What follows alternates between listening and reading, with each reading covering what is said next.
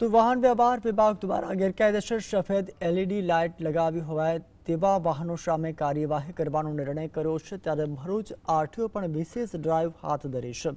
94 વાહન ચાલકો સામે દંડનીય કાર્યવાહી પણ શરૂ કરી 4.70 લાખનો દંડ પણ ફટકાર્યો છે અને આરટીઓ ઇન્સ્પેક્ટરોને અલગ અલગ ટીમો બનાવી શહેર તથા હાઈવે પર ચેકિંગ હાથ ધર્યું હતું, જેના નાના મોટા વાહનોમાં ગેરકાયદેસર રીતે લગાવવામાં આવેલી આંખોને આંજી દેતી સફેદ એલઈડી લાઇટો સામે કાર્યવાહી પણ કરવામાં આવી હતી।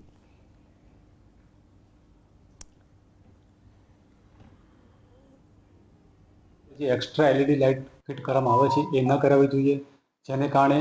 વાહન ચાલકો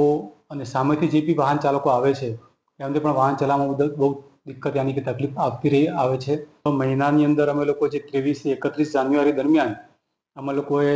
એપ્રોક્સિમેટ 100 જેટલા કેસો કરેલા છે અને એની અંદર 4.5 થી 4.5 લાખ જેટલી